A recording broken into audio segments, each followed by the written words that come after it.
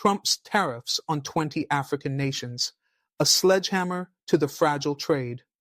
Welcome to the Bold African Voice, BAV, where truth meets courage and the continent speaks for itself. I'm Abdul Karim Kargbo, born and raised in Africa. In today's video, we unpack one of the biggest economic shocks to hit Africa in recent years, Trump-era tariffs targeting 20 African nations, including the world's poorest. What's behind this economic sledgehammer?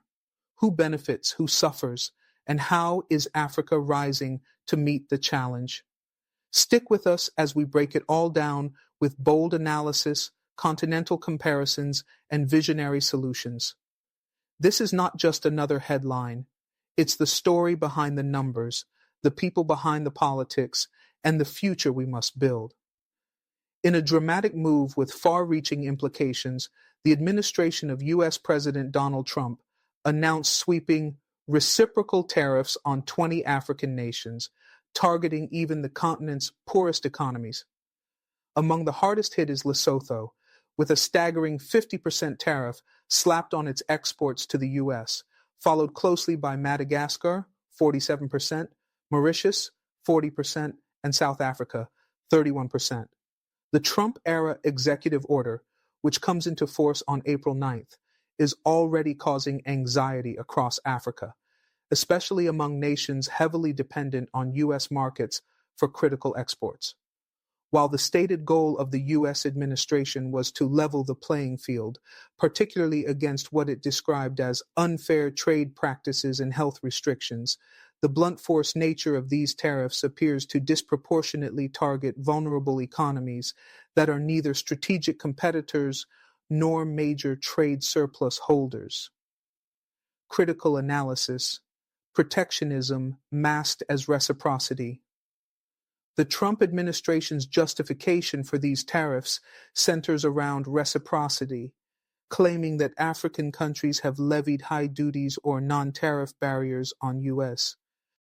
goods, particularly citing cases like South Africa's animal health restrictions on pork and poultry. According to the White House, these restrictions caused a 78% drop in U.S. poultry exports to South Africa between 2019, $89 million, and 2024, $19 million. However, critics argue that this tit-for-tat tariff war is deeply flawed in logic and application. Lesotho, for example, does not pose any serious trade imbalance with the U.S., and its economy is hardly robust enough to absorb a 50% blow. With over 56% of its population living under $3.65 a day, World Bank 2024, and a large dependency on textile exports to the U.S. under AGOA, these tariffs are more likely to exacerbate poverty than foster industrial rebalancing. British media outlets like The Guardian and Sky News have questioned the methodology used by the White House, labeling it as Trump-defined and built on very questionable arithmetic. Sky's Mark Stone ridiculed the claim that Lesotho imposes 99% tariffs on U.S. goods, stating that Lesotho's trade is governed by regional SACU agreements, which impose much lower, harmonized tariffs. He added, "Is Trump's sledgehammer on Lesotho going to conjure up a diamond industry in Pennsylvania?" Comparative perspective: Africa versus other regions.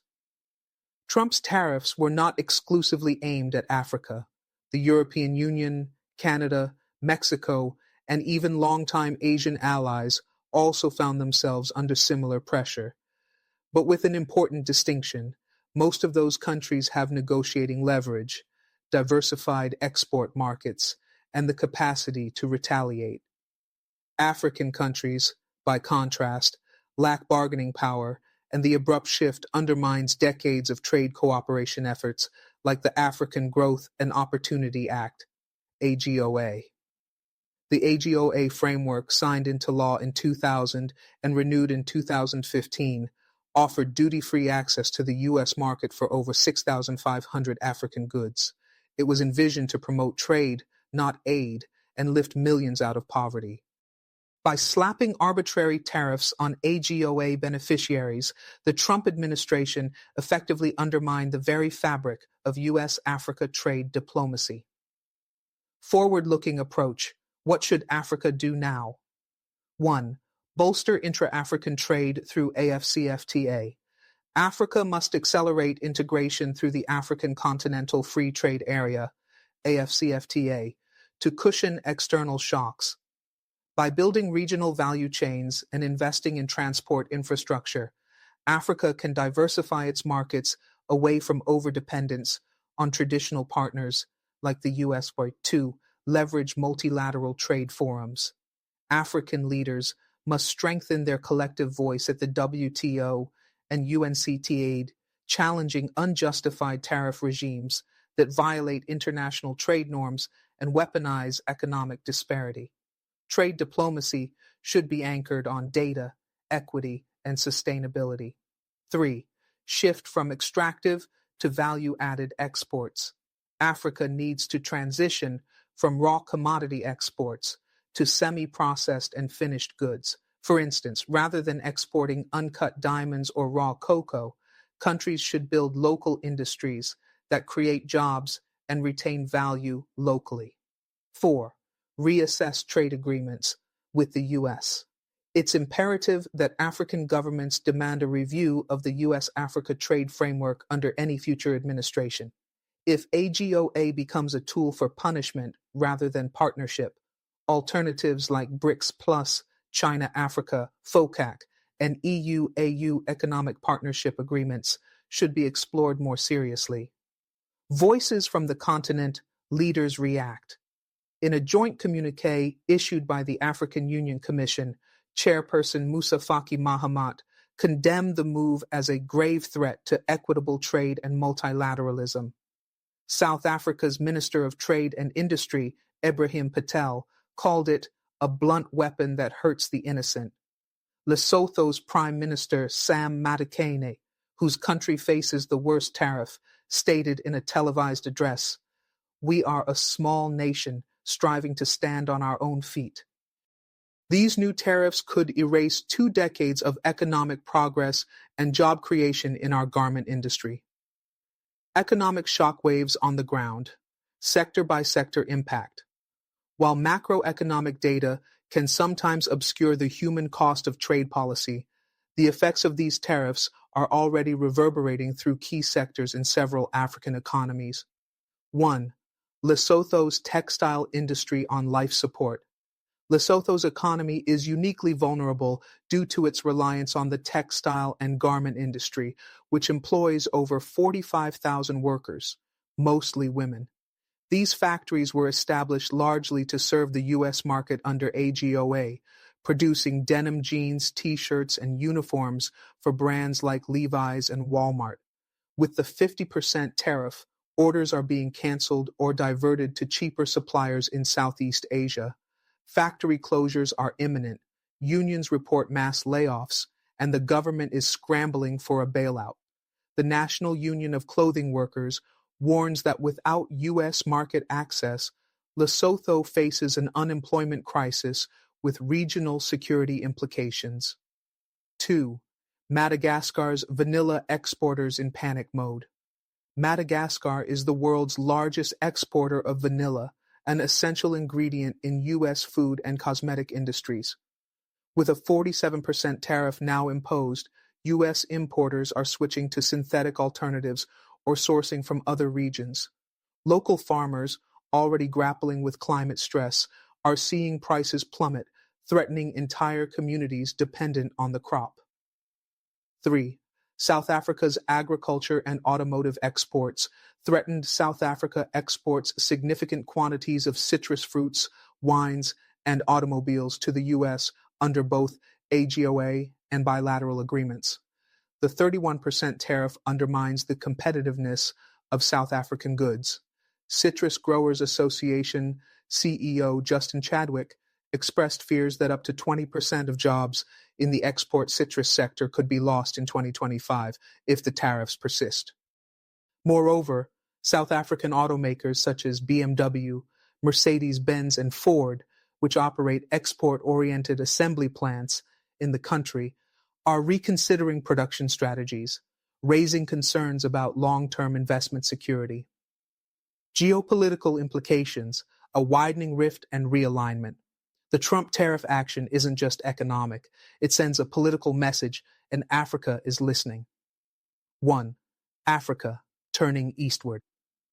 As ties with the US fray, China, Russia, and India are moving to fill the vacuum, China's Belt and Road Initiative, BRI, continues to finance infrastructure across the continent, while Beijing quietly repositions itself as a more reliable partner. Already, China has waived tariffs on over 8,000 African goods for least developed countries, LDCs, and offers low-interest credit lines that don't come with the political strings seen in the West. Russia, too, has increased food and fertilizer exports to Africa and is boosting military cooperation with governments seeking alternatives. This realignment risks further weakening U.S. influence on the continent, especially in countries like Ethiopia, Sudan, and Zimbabwe, where geopolitical loyalties are in flux. 2.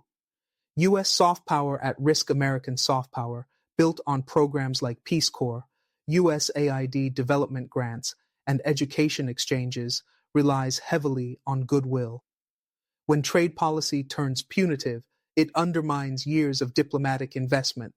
A senior AU diplomat told the Bold African Voice anonymously, "You can't treat Africa like a warehouse, tax it, and expect loyalty. We have options now."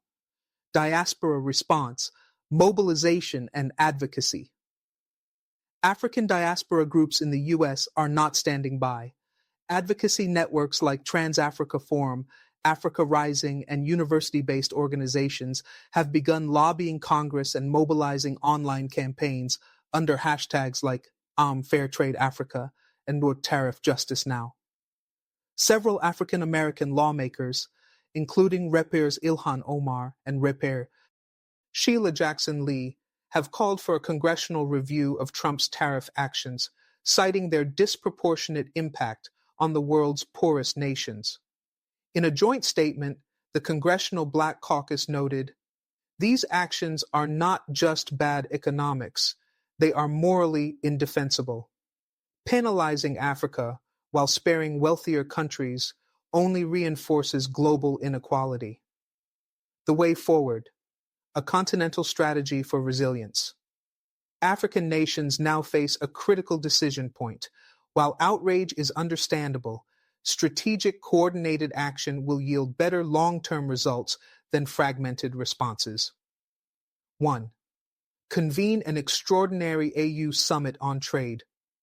The African Union must treat this as a continental emergency. An urgent summit can establish a unified strategy, be it formal protest to the WTO, regional trade rerouting, or African-led retaliatory tariffs, even symbolic ones. 2. Negotiate with U.S. Congress and state-level leaders. Though a federal executive order triggered the tariffs, Congress retains oversight of trade. African embassies in Washington must engage not only the White House, but also Capitol Hill. State governors whose economies depend on African goods, such as Georgia, textiles, or Florida, citrus, can become unlikely allies. 3. Invest in trade infrastructure for AfCFTA. This moment is an opportunity for Africa to finally deepen intra-African trade, which currently stands at only 16% of total continental trade volume. With tariffs and shipping costs rising globally, Africa must trade with Africa. Infrastructure, customs harmonization, and payment integration should be accelerated. Historical context, the rise and fracture of U.S.-Africa trade relations. To understand the gravity of the current tariff crisis, we must look at the evolution of U.S.-Africa trade relations, which has been a roller coaster of hopeful initiatives and abrupt reversals. The AGOA era. Trade, not aid. The African Growth and Opportunity Act, AGOA, first enacted in 2000 under President Bill Clinton, marked a turning point in U.S. policy toward Africa. Its goal was to shift engagement from aid dependency to economic partnership, offering duty-free access to the U.S. market for thousands of products from eligible sub-Saharan African countries. Initially hailed as a success, AGOA led to a tenfold increase in apparel exports from countries like Lesotho, Kenya, and Ethiopia. U.S. companies benefited as well, gaining access to low-cost AGOA-compliant manufacturing bases that aligned with global supply chains. However, the Trump-era policy redirection toward protectionism and now the imposition of punitive tariffs undermines AGOA's very foundation. Rather than a trade bridge, the relationship now teeters on the edge of an economic wall. Precedents of punitive trade action. This is not the first time AGOA has been used as a lever of political pressure. In 2015, the U.S. temporarily suspended South Africa's agricultural access under AGOA over concerns related to poultry and beef import restrictions. Though the issue was resolved diplomatically, the episode revealed how non-trade issues, sanitary standards, foreign policy positions can quickly morph into trade disputes. What makes the current situation more volatile is the scale and scope. 20 nations simultaneously targeted with no clear path for appeal or review. This mass targeting dilutes the power of bilateral diplomacy and risks eroding trust in long-standing trade frameworks.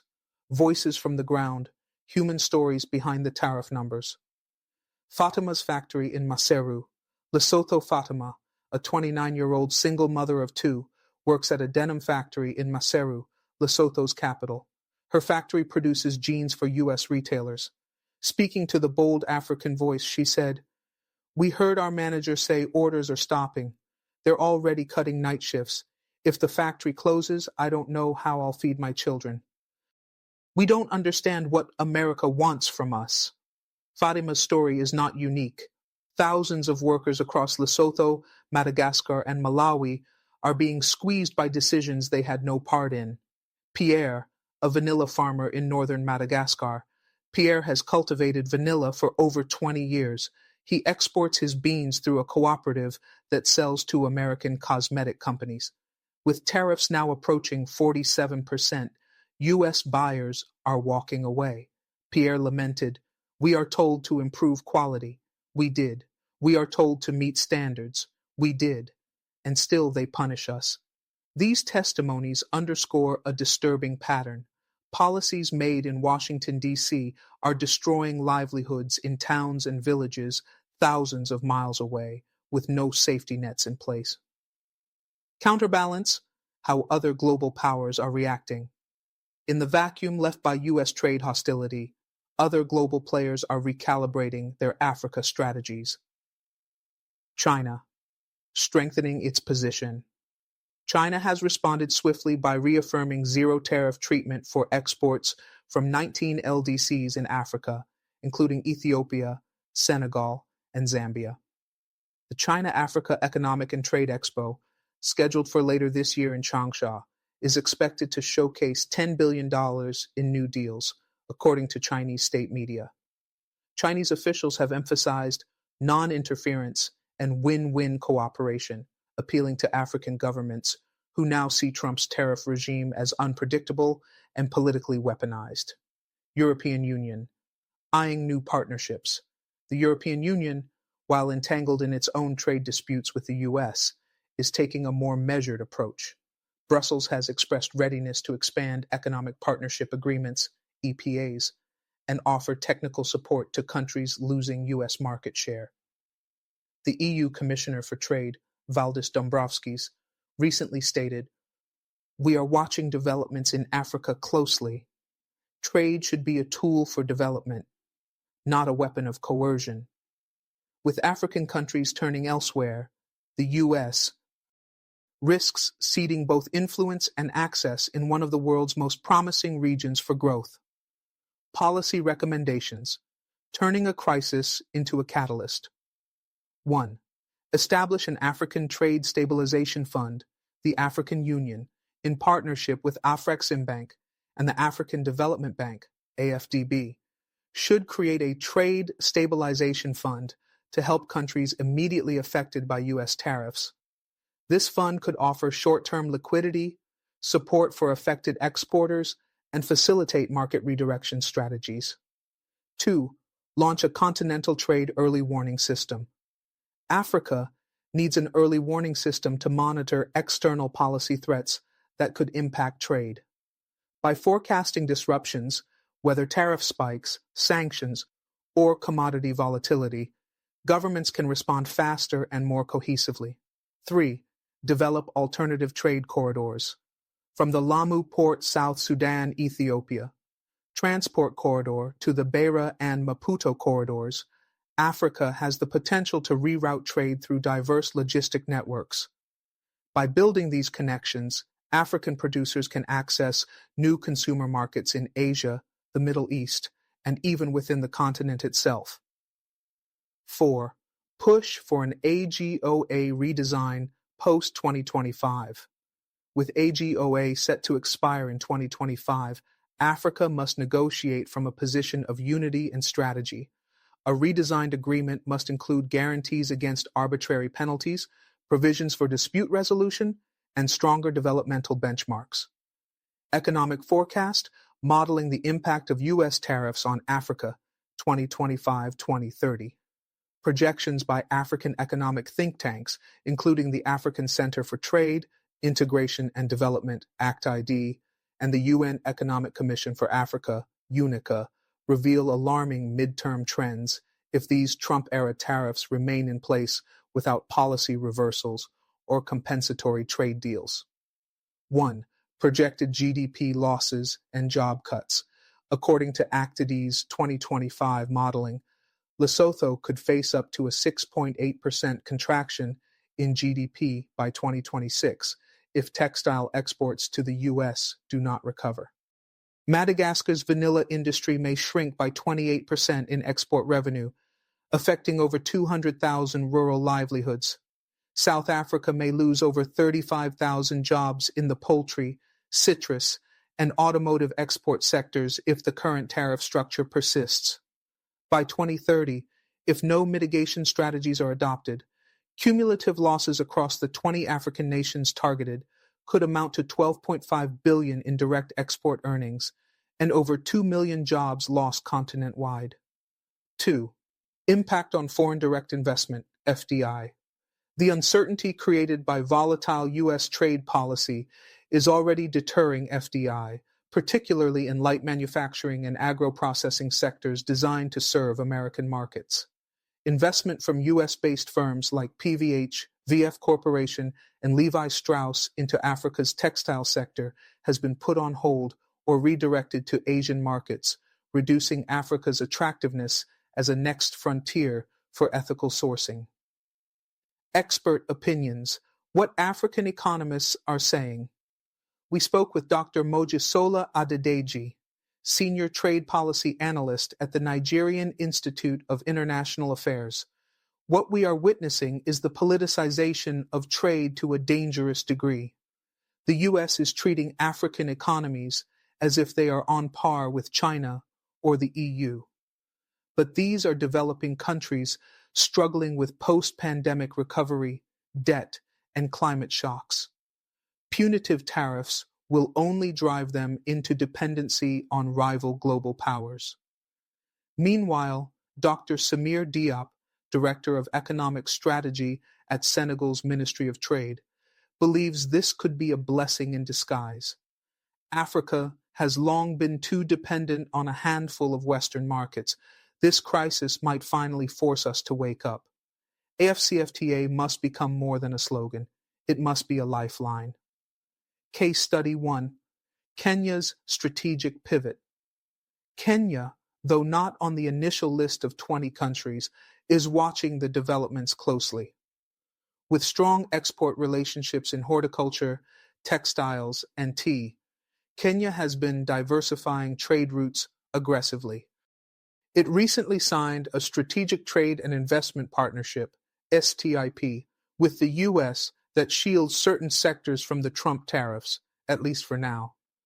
At the same time, Kenya is, expanding exports to India, Pakistan, and the UAE, accelerating infrastructure development at Mombasa port, investing in agri-processing zones to add value before export. This proactive strategy is a model for how mid-sized African economies can shield themselves from unilateral global trade shocks. Case Study 2: Ethiopia's Resilience. Through regional integration, Ethiopia, removed from AGOA eligibility in 2022 due to human rights concerns, had already begun adjusting to a post-AGOA reality. Despite losing over $300 million in textile export revenue, Ethiopia has refocused on intra-African textile demand, especially in East Africa, reoriented industrial parks in Hawassa and Kombolcha to serve Chinese, Turkish, and local brands, deepened trade ties with Djibouti and Kenya through transport logistics corridors. Though painful, the early loss of U.S. trade preference prepared Ethiopia for the wider African tariff crisis that is now unfolding. Case Study 3: Côte d'Ivoire's Cocoa Gamble. As a top cocoa producer, Côte d'Ivoire has traditionally exported raw cocoa to Western markets, particularly the U.S. and Europe. With the recent tariff spike, 21%, the government is accelerating its plan to process 50% of its cocoa domestically by 2028. The country has launched initiatives to build value addition factories with support from the African Development Bank, attract Ghanaian and Nigerian investors under a joint cocoa industrialization framework, collaborate with the African Export-Import Bank to offer credit lines for local chocolatiers. If successful, Côte d'Ivoire could turn the U.S. tariff regime into a springboard for agro-industrialization, grassroots resilience, civil society, and youth-led solutions. Across the continent, young innovators and small businesses are not waiting for governments to act. Initiatives are springing up to counter the tariff impact from the bottom up. Buy Africa campaign. A Pan-African youth movement under the slogan Buy Africa is trending on social media, encouraging consumers to prioritize locally produced goods over imports. From fashion to food, African-made brands are gaining visibility. In Accra, Ghana, 26-year-old designer Amina Kouyaté told the Bold African Voice, "We're tired of waiting for politicians to fix trade deals. If Americans tax us, let's stop buying what we don't need from them. Let's support each other." Digital marketplaces and e-commerce solutions. Young African tech entrepreneurs are building homegrown e-commerce platforms to facilitate cross-border trade under AfCFTA. Startups like Kweli Shop Uganda and OO Africa, Nigeria, are enabling artisans and small farmers to sell across borders without relying on Western intermediaries. Regional economic communities respond from fragmentation to collective defense. As the U.S. tariff shock ricochets across the continent, Africa's regional economic communities, RECs, are beginning to reassess their trade strategies and explore collective countermeasures. These RECs, such as ECOWAS, SADC, and the East African Community, EAC, are vital building blocks of the African Continental Free Trade Area, AfCFTA, and their responses could define whether Africa speaks with one voice or many in global trade. ECOWAS, Economic Community of West African States, eyes on cocoa and oil.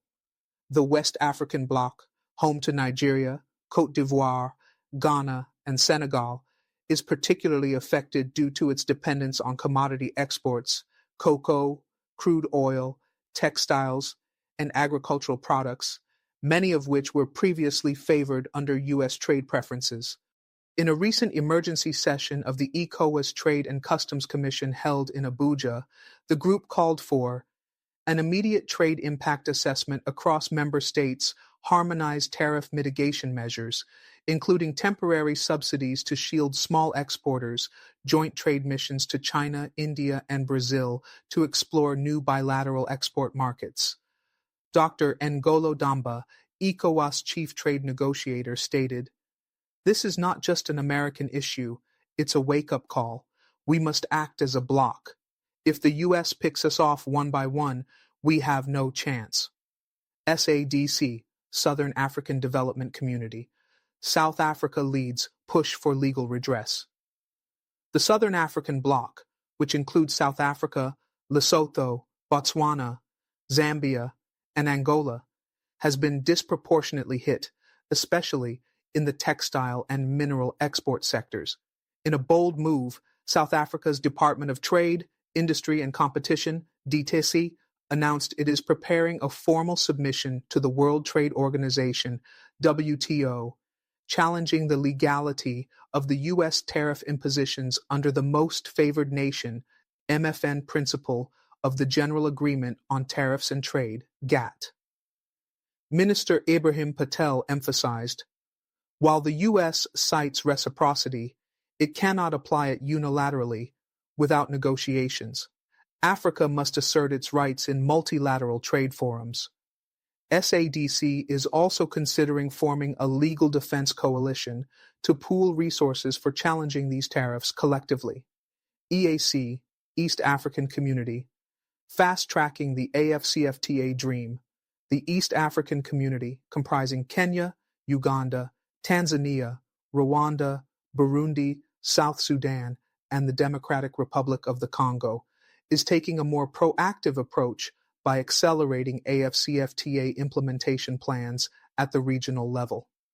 At the EAC Heads of State Retreat on Trade Integration held in Arusha, the following resolutions were passed: removal of internal non-tariff barriers by December 2025, establishment of an EAC export credit guarantee scheme to support businesses navigating global trade risks, fast-tracking regional infrastructure projects, including rail links and dry ports to facilitate AfCFTA cross-border logistics.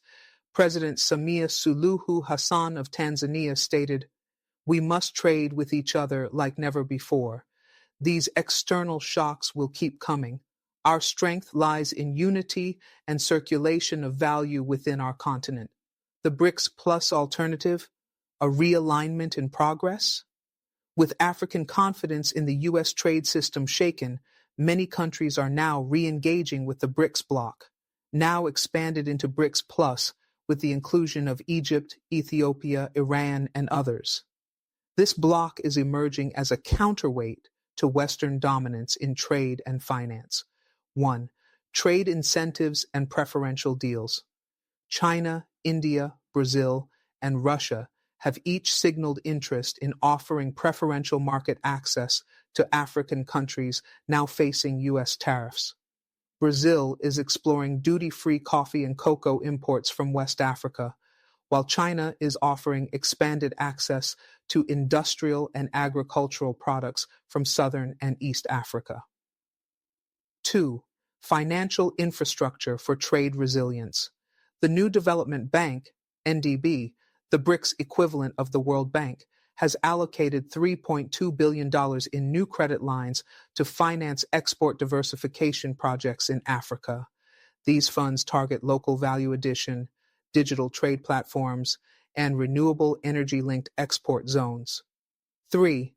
Currency alternatives to the dollar BRICS Plus is also exploring mechanisms to settle trade in local currencies or through a proposed BRICS digital currency, which would shield African economies from dollar-linked volatility.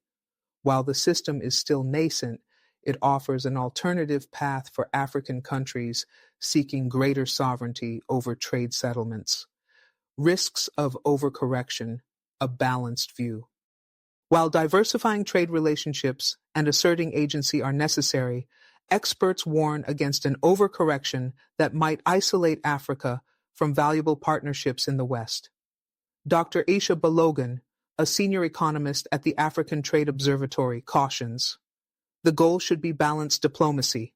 Africa must engage with the U.S., EU, BRICS, and intra-Africa trade in parallel. Polarizing trade blocs could expose us to new dependencies. She recommends that African countries use the U.S. tariff crisis as leverage to renegotiate trade terms, not abandon the relationship altogether. Diplomatic domino effect, trade tariffs, and Africa's global political alignment.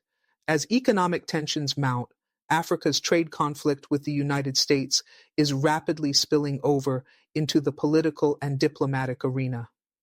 Analysts warn that punitive U.S. tariff policy may inadvertently trigger a broader realignment of Africa's geopolitical alliances, especially in international institutions like the United Nations, the World Trade Organization, WTO, and the African Union, AU.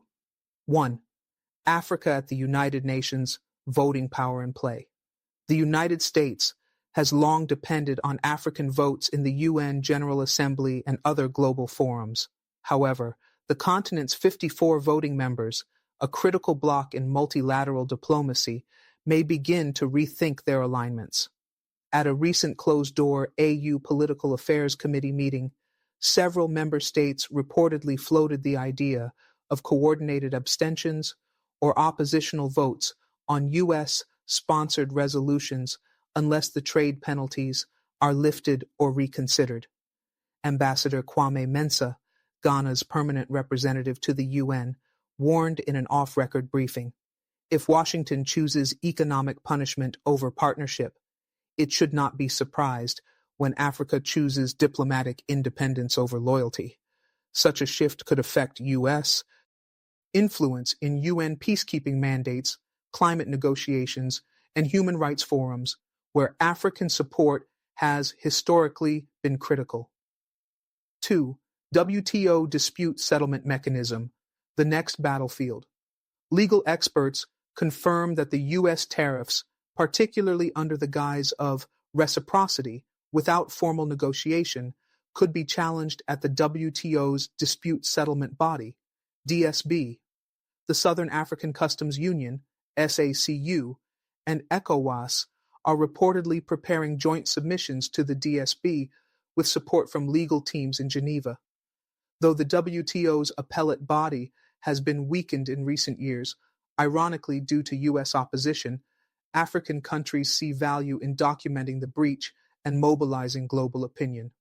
Professor Fatoumata Sidibe, an international trade law specialist at Cheikh Anta Diop University in Dakar, explains, even if the ruling is delayed or unenforced, it establishes a legal precedent. It also gives Africa the moral high ground in future trade negotiations. 3. The African Union's quiet but strategic response.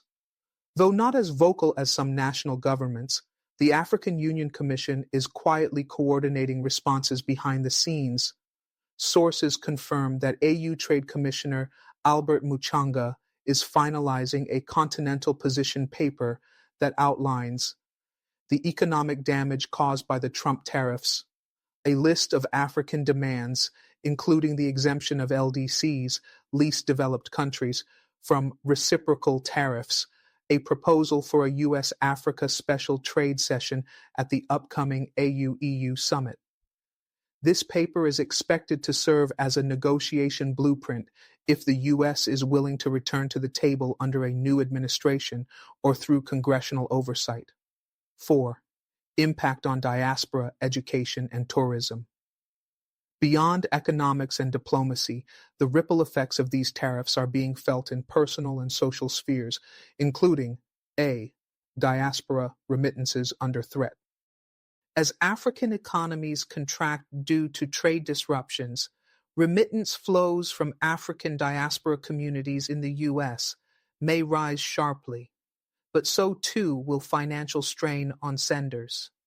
Already, diaspora organizations report increased appeals for family support, especially from Lesotho, Malawi, and Madagascar. In the long term, this could depress consumer activity in African American communities who act as financial bridges to home countries. B. Academic exchanges in decline. U.S.-Africa academic ties, already challenged by visa restrictions and funding cuts, are facing a further setback. Several African universities have reported that U.S. university partners are freezing exchange programs, citing Budget uncertainty related to African trade instability. If left unchecked, this trend could erode people-to-people diplomacy, a crucial soft power pillar of U.S.-Africa relations. C. Declining U.S. tourism interest in Africa. Data from the African Travel and Tourism Association shows a notable dip in U.S. tourist inquiries about destinations in Africa since the announcement of the new tariffs. While part of this is tied to rising global airfares, tourism boards in South Africa, Namibia, and Mauritius believe the shift is also political in nature, with some travelers avoiding countries now at odds with U.S. policy. Ironically, U.S. tour companies specializing in African destinations are themselves losing business, illustrating how tariffs can hurt both sides of the Atlantic. Cultural diplomacy and media, the battle for the African narrative. As tensions escalate, media coverage and who controls the narrative is becoming a battleground of its own. The African Voice, TAVE Network, the Bold African Voice, BAV, and other independent platforms are playing a vital role in countering misinformation, elevating African perspectives, and informing global audiences about the human consequences of trade wars. At the same time, Chinese, Russian, and Pan-African media outlets are increasing their visibility, often framing the crisis as a symbol of neocolonialism and Western hypocrisy. To counter this, African creatives, journalists, and analysts are using blogs, documentaries, podcasts, and music to tell their side of the story. Nigerian filmmaker Ayo Ogundele, who recently premiered a documentary titled Tariff, The Cost of Unfair Trade, said, "We're no longer waiting for CNN or the BBC to tell our story. We're telling it ourselves, raw, unfiltered, and honest." Towards strategic self-reliance, rethinking Africa's role in global trade. With U.S. tariffs shaking the foundation of decades-long economic engagement, Africa finds itself at a pivotal crossroads, one that may define its economic sovereignty and global trade posture for the next generation. The question is no longer whether Africa should diversify its trade partnerships, but how to do so sustainably, equitably, and on its own terms. 1. Building regional supply chains, from concept to execution. Africa's fragmented production and logistics networks are one of the continent's greatest vulnerabilities in global trade. The AfCFTA provides a blueprint, but turning that blueprint into concrete value chains is now more urgent than ever. Agriculture and agro-processing Africa imports over $45 billion in food annually, much of which could be produced or processed within the continent. By leveraging comparative advantages, countries can co-develop value chains. Ghana and Côte d'Ivoire could collaborate on cocoa processing and chocolate production rather than exporting raw beans. Kenya and Ethiopia can jointly develop coffee branding, packaging, and global marketing platforms. Nigeria and Benin can lead in cassava and maize processing, supplying both regional and global markets. Pharmaceutical and health supply chains. The COVID-19 pandemic exposed Africa's heavy reliance on foreign pharmaceuticals. Now, amid tariff uncertainty, the African Union's Partnership for African Vaccine Manufacturing, PAVM, is accelerating efforts to develop local biotech hubs in South Africa, Egypt, Senegal, and Rwanda. If successful, these hubs could not only shield Africa from future health supply shocks, but also open up a new export frontier in high-value medicine and medical equipment. 2. Investing in infrastructure for industrial growth. No trade strategy can succeed without reliable infrastructure. From energy to transport, Africa must mobilize both domestic and foreign capital to build. Industrial parks linked to ports and highways, rail and dry port networks for landlocked countries, power generation projects, particularly through renewables, to stabilize industrial output. The African Development Bank, AfDB, has announced a new Tariff Recovery Facility, a $1.5 billion initiative to help affected countries upgrade export infrastructure, digitize customs operations, and reduce internal bottlenecks. According to AfDB President Dr. Akinwumi Adesina, Africa cannot control what the U.S. does, but we can control how fast we trade with ourselves and how much value we keep on the continent. 3. Redefining preferred trade partner. From dependency to equity. Historically, Africa's trade relations, especially with the US and EU, have been imbalanced, structured around raw material exports and finished goods imports. The current tariff crisis presents an opportunity to redefine what Africa seeks in any trade relationship going forward. The Pan-African Chamber of Commerce and Industry, PACI, is now advocating for a trade equity index, a policy framework that rates trade partners not just on access, but on mutual benefits, sustainability, and development alignment. 4. U.S. internal dissent, a growing bipartisan pushback. While the tariff orders were executed under President Trump's administration, there is growing resistance within the U.S. Congress, especially from lawmakers concerned about the diplomatic fallout and damage to American businesses. Congressional hearings and advocacy. The House Foreign Affairs Subcommittee on Africa is expected to hold a bipartisan hearing later this month titled Tariffs and Trade, Rethinking U.S.-Africa Economic Engagement. Several Democratic and Republican members have expressed concern over loss of goodwill in Africa, retaliatory risks to American exporters, humanitarian consequences in least developed countries. Repius Karen Bass, a former chair of the subcommittee, warned, "Our trade policies should uplift, not destabilize. If we treat Africa as a threat instead of a partner, we're handing influence to our global competitors." U.S. civil society mobilizes nonprofits such as One Campaign, Brookings Institution, Africa Growth Initiative, and the Corporate Council on Africa are organizing town halls and policy briefings to educate both policymakers and the public on why punitive trade measures against Africa are counterproductive. African diaspora groups are also engaging their elected officials, using community organizing and lobbying tools to demand tariff reversals and a return to constructive engagement. Technology and the digital trade frontier.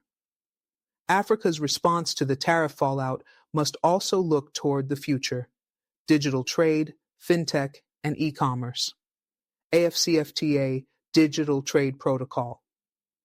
The African Union is finalizing the AfCFTA Digital Trade Protocol, which will set rules on e-commerce, data localization, and cross-border digital payments.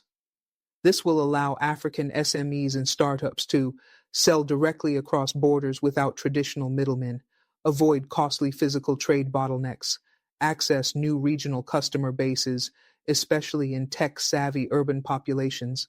Initiatives like Paystack, Nigeria, Flutterwave, Pan-Africa, and M-Pesa, Kenya, are becoming models of how Africa can leapfrog traditional trade systems and build its own 21st century commerce ecosystem.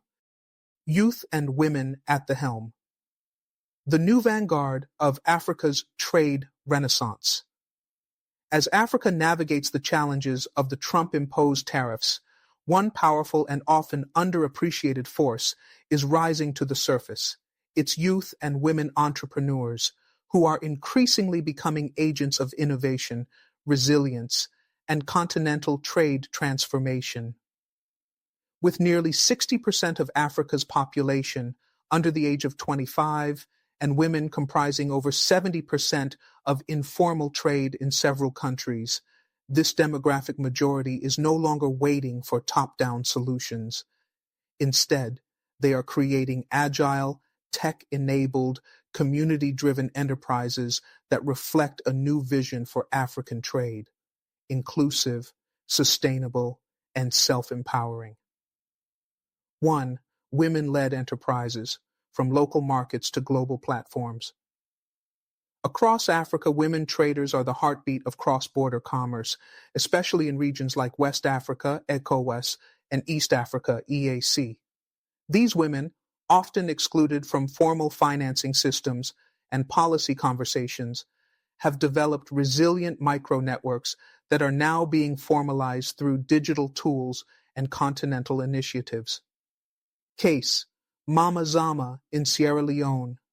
Mama Zama, a 38-year-old market trader in Bo, Sierra Leone, used to walk her goods across the Guinea border every week. When COVID-19 and later the tariff disruptions hit her supply chain, she joined a women's trading cooperative supported by the AfCFTA Women in Trade platform. With access to mobile payments and digital inventory systems, she now exports dried cassava, ginger, and palm oil to Liberia and Côte d'Ivoire through a regional e-commerce partnership. They used to say women can't export, but now my products cross more borders than I ever have, she proudly told the Bold African Voice. Pan-African empowerment initiatives. Organizations like She Trades Africa, AWEP, African Women's Entrepreneurship Program, and the Women in AfCFTA Network are providing capacity building, market intelligence, and logistics solutions to thousands of women-led businesses. Their long-term vision is not just to survive the tariff fallout, but to thrive by trading more with fellow Africans. 2. African youth entrepreneurs, digitally disrupting the trade space. The new generation of African entrepreneurs isn't trading cotton bales or cocoa beans. They're building mobile platforms, logistics tech, and virtual marketplaces that connect African producers to buyers with unprecedented speed and scale. Case: Tunde Okonkwo, founder of Afrolink, is Nigeria. Tunde, a 25-year-old software developer from Lagos, built Afrolink, a mobile app that connects West African artisans with buyers across the continent and diaspora. In just 18 months, the app has facilitated over 5,000 cross-border transactions, mostly in fashion, art, and home decor, many of which would have traditionally relied on US-based middlemen. The US tariffs pushed us to think locally and act globally. We're showing that African demand can sustain African supply, Tunda says. Youth-led trade innovation hubs. From iHub in Kenya to Norsken in Rwanda and Silicon Cape in South Africa, youth innovation hubs are developing customs, blockchain pilots, AI-powered demand forecasting for exports, and fintech solutions that remove the red tape traditionally strangling African exporters. With the support of partners like Smart Africa Alliance, UNDP Youth Connect, and Tony Elumelu Foundation, these startups are forming a parallel trade ecosystem, lean, digital, and Pan-African. 3. Mobilizing a Buy African, Trade African movement. A movement is gaining momentum, both online and offline, aimed at radically shifting consumer consciousness within Africa. It goes beyond supporting local products. It's about fostering pride, economic solidarity, and continental resilience. Trade African Challenge. Launched by a group of young creatives in Nairobi, the Kosh Trade African Challenge dares consumers to buy only African-made goods for 30 days. The campaign has gone viral across platforms like TikTok, Instagram, and X, formerly Twitter, with thousands sharing videos of the African products they use, from handmade soap to Ankara fashion to herbal teas. The challenge has attracted the support of influencers, celebrities, and even political leaders. Botswana's Minister of Youth, Gender, Sport, and Culture recently took the challenge publicly, showcasing local music, cuisine, and clothing in a government-led awareness campaign. Afromart, the online African superstore. As a response to increased demand for intra-African trade, several youth-run platforms have emerged to function as Amazon for Africa. One notable player is Afromart, a Pan-African digital marketplace that ships African goods to every corner of the continent, leveraging AfCFTA-backed trade corridors and local delivery startups. With over 20,000 listed sellers and counting, Afromart is pioneering a new retail revolution that relies less on global supply chains and more on African-to-African commerce. 4. Strategic recommendations, investing in the vanguard. To sustain and scale these efforts, African governments and institutions must invest in the people reshaping Africa's trade landscape from the ground up.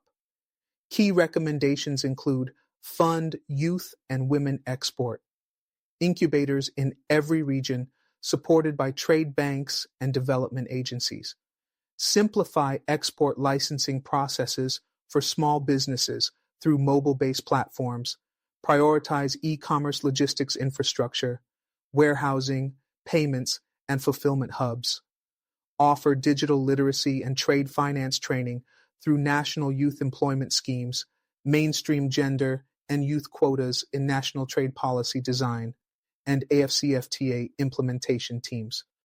By embedding youth and women into the heart of trade policy and infrastructure, Africa will be investing not just in economic growth, but in ownership of its trade destiny. Labor movements and informal sector resilience, defending the workforce amid trade turmoil. As Africa adjusts to the ripple effects of the U.S.-imposed tariffs, one critical front has emerged, protecting the workers and communities most exposed to trade shocks.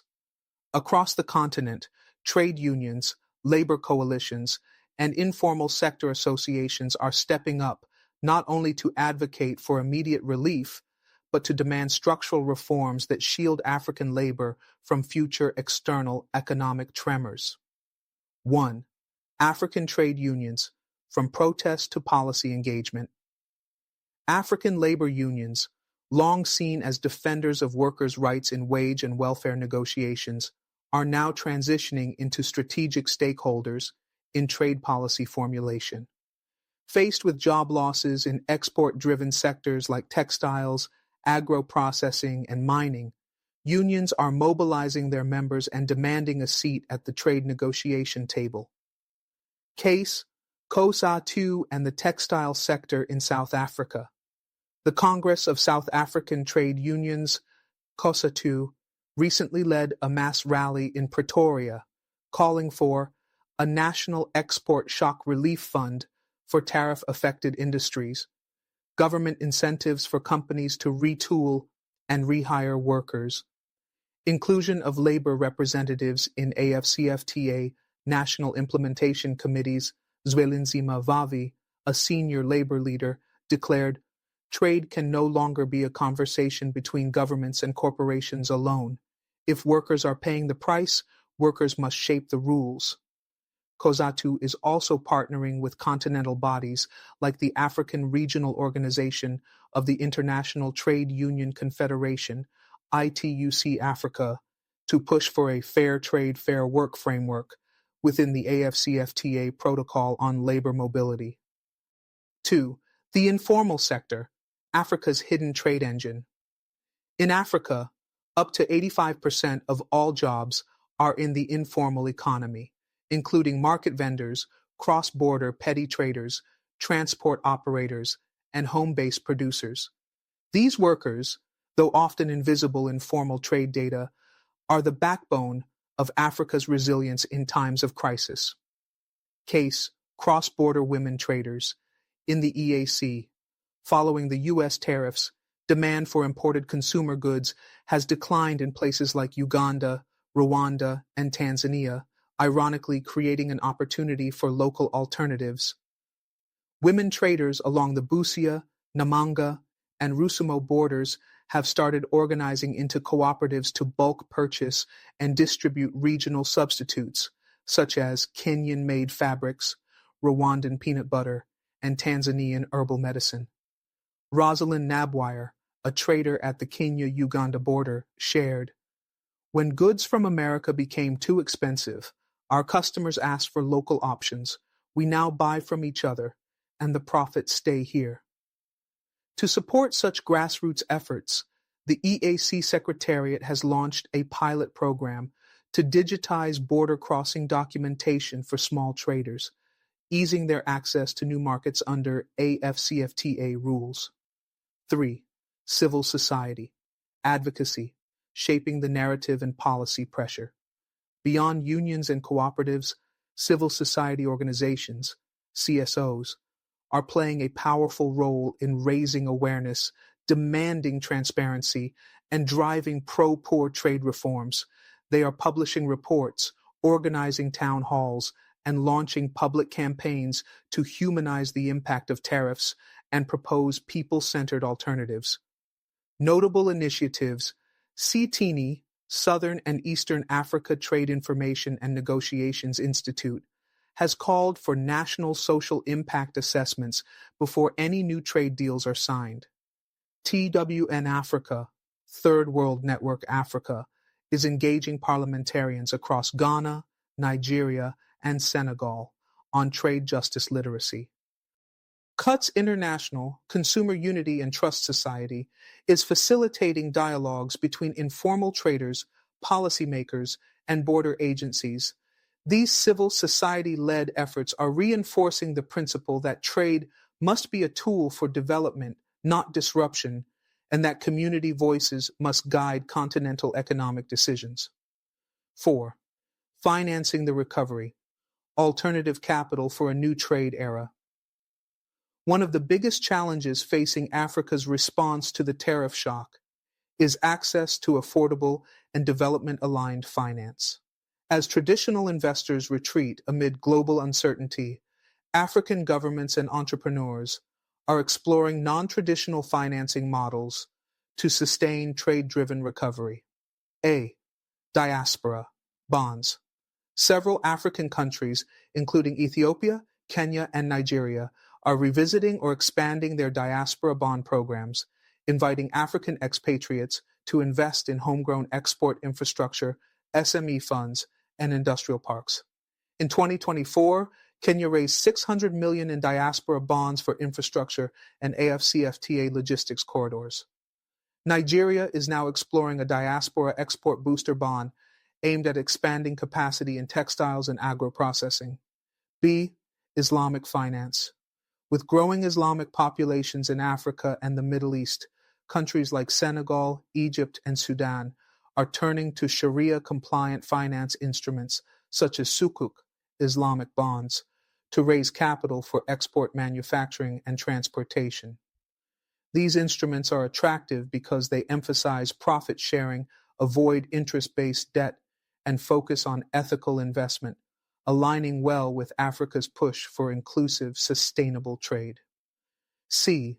Impact investment and ESG trade finance. The global rise of environmental, social, and governance (ESG) standards has created an opening for impact-driven investment in African trade. Platforms like Africa 50, Norfund, and the Global Impact Investing Network (GIIN) are supporting trade-linked enterprises that promote women-led production chains, climate-smart agriculture, circular economy exports, e.g., recycled plastic crafts, bio-leather, indigenous knowledge-based cosmetics and medicines. This funding shift also aligns with young African consumers' growing appetite for purpose-driven products, adding both domestic and global appeal. The rise of South-South trade diplomacy. Africa redefines global alliances. As U.S. trade policies grow increasingly unpredictable and Western markets become more insular, African countries are proactively deepening economic ties with fellow nations in the global South. This pivot, often dubbed South-South trade diplomacy, marks a tectonic shift in Africa's strategic orientation, with a growing focus on solidarity, mutual benefit, and multipolar economic cooperation. 1. Bilateral trade deals beyond the West, a new continental strategy. Several African governments are now forging bilateral trade agreements with emerging economies, not as a rejection of Western partnerships, but as a strategy to balance exposure and strengthen leverage. Egypt-India Strategic Trade Agreement. In early 2025, Egypt and India finalized a trade deal eliminating tariffs on textiles, tea, fertilizers, and medical equipment. The agreement also includes a technology sharing clause that allows Egyptian pharmaceutical firms to co-produce generic medicines using Indian expertise. This deal is expected to boost Egyptian exports to South Asia by $500 million over the next 2 years, while providing affordable goods for Egyptian consumers facing inflationary pressures. Ghana-Brazil Agro-Trade Pact Ghana recently signed a groundbreaking agro-industrial partnership with Brazil, which includes access to Brazilian farm machinery at subsidized rates, Brazilian investment in Ghanaian rice mills and poultry hatcheries, joint research on sustainable cocoa production. For Brazil, the deal opens new markets for its equipment. For Ghana, it reduces dependency on US and EU agricultural inputs and enhances food security. Kenya-UAE e-commerce and logistics corridor. Kenya has inked a digital trade facilitation agreement with the United Arab Emirates, UAE, creating a fast-track system for exporting horticultural products and textiles to Gulf markets. It includes blockchain-based customs processing and a joint venture logistics hub in Mombasa. This is part of a broader effort by East African nations to tap into high-income but previously underutilized Gulf markets, further diversifying their external trade portfolio. 2. Continental cooperation at the WTO. Africa finds its voice. Africa's fragmented presence in global trade forums like the World Trade Organization, WTO, has long undermined its ability to negotiate equitable terms. But that is beginning to change. Ahead of the 14th WTO Ministerial Conference, MC14, scheduled for early 2026, African trade ministers met in Addis Ababa to harmonize their negotiating positions under a newly formed African Trade Negotiators Assembly, 18A. Key African priorities for MC14: Special and Differential Treatment, SDT. Africa is demanding more flexibility in implementing trade commitments, citing differing levels of development and vulnerability to shocks like tariffs and pandemics. Technology transfer clauses. African states are pushing for enforceable agreements that compel developed countries to share climate, health, and digital technologies essential for sustainable growth. Dispute resolution reform. Given the weaponization of trade disputes, Africa is advocating for a fully functioning and fair appellate body, including representation from the Global South. AU Trade Commissioner Albert Muchanga noted, "For too long, Africa was present but not powerful at the WTO. That era is over. We come to Geneva with data, with unity, and with a people-centered vision." 3. African solidarity in global economic forums. The spirit of South-South diplomacy is also transforming Africa's engagement in broader economic platforms like the G20, BRICS+, the Non-Aligned Movement, and the Islamic Development Bank. BRICS+ integration with Egypt and Ethiopia, recently joining BRICS+, Africa now has a stronger collective voice within the bloc, advocating for a BRICS+ development fund for AfCFTA infrastructure, a dedicated BRICS African trade corridor linking ports, railways, and industrial zones, collaborative platforms for South-South knowledge exchange, and education mobility G20 advocacy. Though only South Africa currently holds full G20 membership, the AU's recent recognition as a permanent G20 member provides an opportunity to institutionalize Africa's collective economic agenda at the highest level of global policymaking. At the last G20 summit, African leaders jointly called for debt restructuring mechanisms for tariff-hit and climate-vulnerable nations, an increase in climate adaptation, finance directed through African-controlled funds, reforms to global tax systems to stop revenue leakages from multinational corporations. 4. Reimagining global trade, a continental economic philosophy. In response to the current trade turbulence, a new Pan-African economic philosophy is beginning to emerge, Ubuntu economics, based on interconnectedness, equity, and sustainability. Rooted in the African ethic of Ubuntu, I am because we are, this vision calls for people-first trade that prioritizes food security, dignity of labor, and cultural preservation, circular economies that reduce waste and repurpose local resources, ecological trade governance to protect Africa's biodiversity and indigenous knowledge, Pan-African investment in intellectual property and innovation sovereignty. This philosophy is gaining traction in universities, policy think tanks, and among young political leaders, many of whom are tired of economic models that extract value rather than build capacity. Media, culture, and education, fueling Africa's new trade consciousness. As the continent navigates a shifting global trade terrain, Africa's soft power, through media, education, and cultural production, is emerging as a force multiplier. While tariffs, infrastructure, and trade deals shape the formal economy, the battle for economic self-determination is increasingly being waged in the hearts and minds of Africa's people, especially the youth. Africa's storytellers, educators, and cultural innovators are actively reshaping narratives around trade, identity, and value, crafting a new consciousness that emphasizes pride in African-made goods, services, and ideas. This cultural and educational awakening is fueling demand for intra-African trade, inspiring entrepreneurship, and reimagining the continent's place in the global economy. 1. Afrocentric education reform, teaching trade, the African way. Across the continent, educators are pushing for curriculum reforms that center African history, economics, and innovation, shifting away from colonial-era syllabi that framed Africa as a resource appendage of Europe and the West. Curriculum reimagined.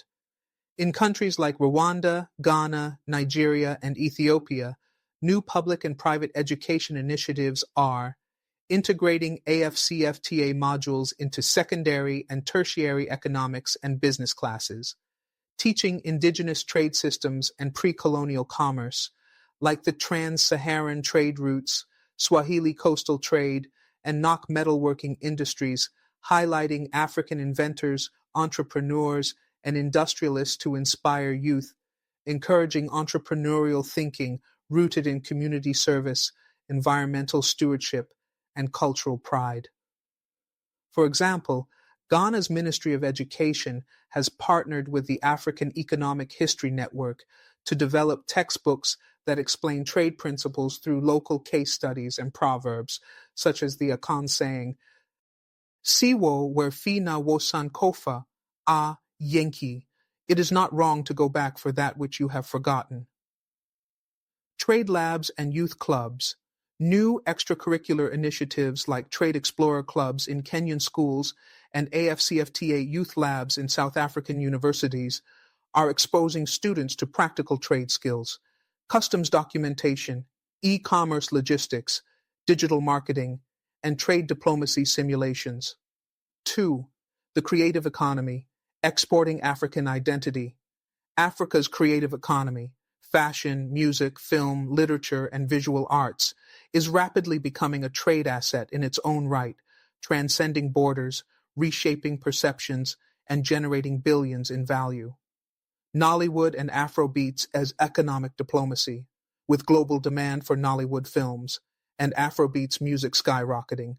Nigeria alone is exporting more than culture.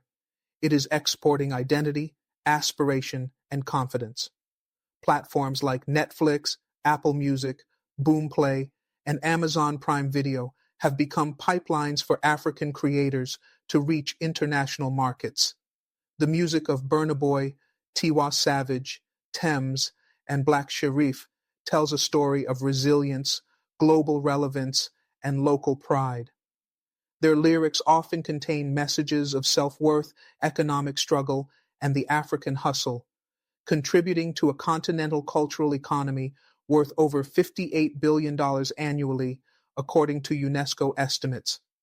This surge in global African culture consumption is also boosting demand for African textiles, fashion, cosmetics, and literature, creating new trade lanes based not on commodities, but on stories and aesthetics.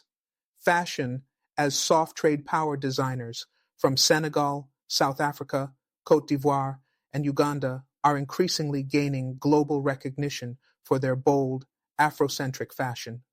Brands like Max Hosa Africa, Orange Culture, Christy Brown, and Tongoro are penetrating global markets while anchoring their supply chains on the continent, sourcing fabric, employing local artisans, and reinvesting in community development. Many of these designers are building Pan-African fashion alliances to create regional production hubs and lower costs through economies of scale, helping Africa export fashion as both a product and a philosophy. 3. Digital platforms and Pan-African media reclaiming the narrative. In response to decades of being misrepresented in Western media, African platforms are taking control of the narrative, and trade is a key theme in this digital cultural revolution. The rise of Pan-African content creators. A new generation of influencers and content creators is breaking down trade concepts in local languages, promoting African-made products, and showcasing successful African entrepreneurs. Channels like The Bold African Voice, BAV, Chin Africa News, Zikoko, Nigeria, OK Africa, Africa Uncensored, Kenya, are demystifying trade issues for young audiences and celebrating intra-African commerce. Made in Africa marketplaces, digital platforms like Anka, formerly Africrea, Mzansi Store, and Jumia's AfroHub are creating curated online spaces for consumers around the world to discover and buy authentic African products. These platforms not only drive sales but promote trust in African quality and innovation, undermining colonial-era stereotypes of inferiority.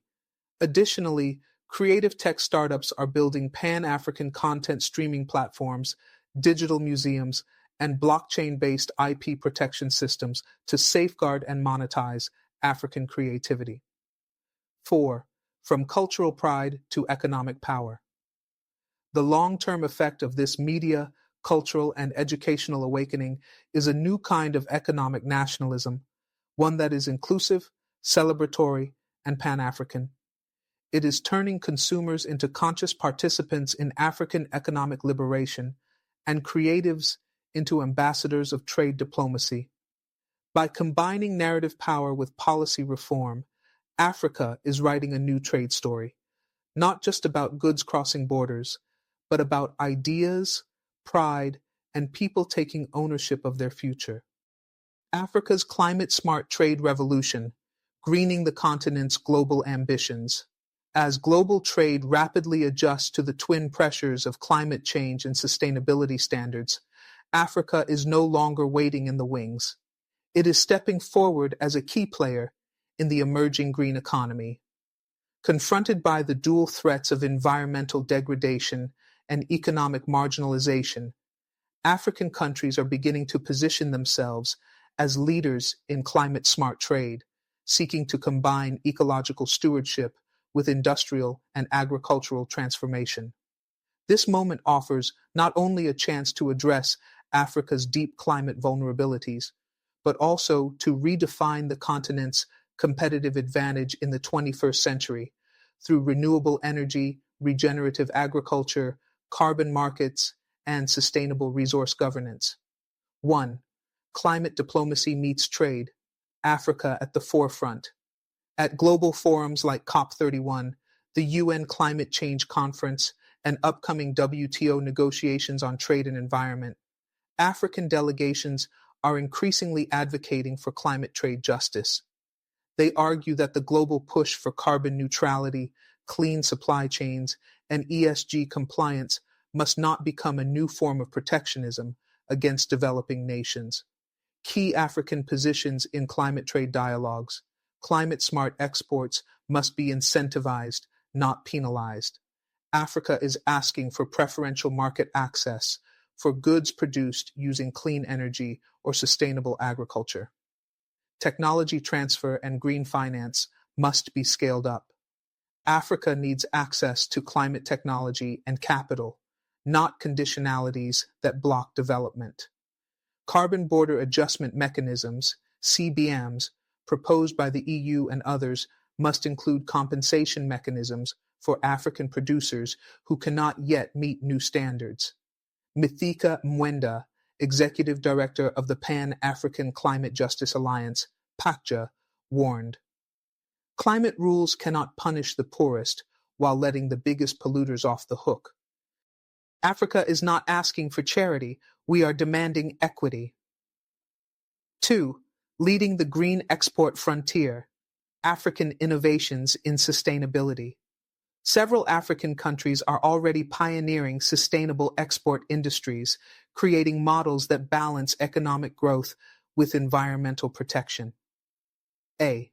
Kenya, exporting clean flowers and carbon-neutral tea. Kenya's flower industry, long a top foreign exchange earner, has undergone a dramatic shift towards solar-powered greenhouses, water recycling, and ethical certification. Through partnerships with Fairtrade and Rainforest Alliance, Kenyan flower exporters now command premium prices in European markets. Additionally, Kericho and Nandi Hills tea estates are now running hydro and solar-powered processing plants, branding themselves as climate-positive tea producers. B. Morocco, solar-powered manufacturing and the green hydrogen boom. With the world's largest concentrated solar power plant at Noor Ouarzazate, Morocco is transforming itself into a hub for green manufacturing, including electric vehicle components and green hydrogen production. The country has signed agreements with Germany and the EU to become a top supplier of clean energy and decarbonized exports. C. Ethiopia and Ghana, sustainable textiles and circular fashion. Both Ethiopia's Hawassa Industrial Park and Ghana's Kantamanto Market upcycling ecosystem are emerging as centers for ethical and circular fashion. By using organic cotton, recycled fabrics, and closed-loop systems, these sectors are tapping into global demand for sustainable clothing. Their strategy is not just environmental, it's commercial. Global fashion brands seeking to meet ESG mandates are turning to Africa for compliant sourcing partnerships. 3. Regenerative agriculture and agroecological exports. Africa is rich in indigenous farming knowledge, much of which aligns closely with modern concepts of regenerative agriculture, soil conservation, crop rotation, intercropping, and composting. These methods not only enhance resilience to climate change, but also produce healthier organic exports. Case, Zambia and agroecological honey. Zambian farmers in the Miombo woodland region have expanded exports of wild honey produced through sustainable beekeeping. The product is certified organic, supports forest conservation, and provides rural women and youth with income. The honey is now being exported to Europe and the Middle East under forest-to-market traceability systems. Case, Senegal's Baobab value chain. Senegalese cooperatives have developed an international market for baobab powder, juice, and skincare products, all derived from naturally growing trees. These exports meet both health trends, superfoods, and ecological goals, no deforestation required, positioning Senegal as a global leader in non-timber forest product trade. 4. Africa's role in the emerging carbon market. The global carbon market, currently valued at over $900 billion, presents a significant opportunity for African countries to monetize conservation, reforestation, and low-emissions development. Key developments. Gabon and the DRC are leading carbon credit generation from rainforest preservation, with Gabon receiving $150 million from Norway through the Central African Forest Initiative, CAFI. Kenya, South Africa, and Nigeria are developing national carbon registries to participate in voluntary and compliance markets. The Africa Carbon Markets Initiative, ACMI, launched at COP27, aims to generate 300 million carbon credits annually by 2030, mobilizing $6 billion in income and supporting 30 million jobs. However, African civil society groups caution that these markets must be transparent, inclusive, and rights-based, ensuring that local communities benefit directly from carbon revenues. 5. Aligning AfCFTA with climate-smart trade. To embed environmental sustainability in intra-African trade, AfCFTA's upcoming protocol on environmental standards and green trade is expected to harmonize eco-labeling and green product certification across member states, create an African green export product list to promote sustainable intracontinental trade, establish a continental clean transport corridor initiative focused on electric trucking routes and port decarbonization. This protocol will redefine how Africa trades with itself, prioritizing resilience, biodiversity, and carbon-conscious commerce. Africa's legal readiness, building the institutional backbone of trade sovereignty. As Africa stakes its claim in global trade amid tariffs, shifting alliances, and climate-related regulations, legal preparedness is no longer optional. It is essential. To protect its interests and ensure fair engagement with the rest of the world, the continent must now invest heavily in strong legal institutions, skilled trade negotiators, dispute resolution systems, and harmonized trade law frameworks. 1. Continental legal institutions strengthening the backbone. Africa has made important progress in establishing bodies tasked with resolving trade disputes and enforcing agreements, but much remains to be done to ensure independence, accessibility, and enforcement capacity. AfCFTA Dispute Settlement Mechanism, DSM. Modeled after the WTO system, the AfCFTA's DSM offers a formal process for member states to resolve trade conflicts. However, its operationalization and capacity building remain slow, and many member states still lack legal teams trained in trade litigation. Recommendation: AU and AfCFTA Secretariat should establish a continental trade law training academy focused on grooming Africa-based legal talent in WTO, AfCFTA, and bilateral agreement frameworks. African Court of Justice and Human Rights. This court, headquartered in Arusha, Tanzania, is designed to handle broader issues including economic integration, human rights, and cross-border legal challenges. African civil society is pushing for the court to expand its jurisdiction to include trade-related environmental and labor rights violations, especially in cases involving transnational corporations. 2. National trade tribunals and arbitration hubs.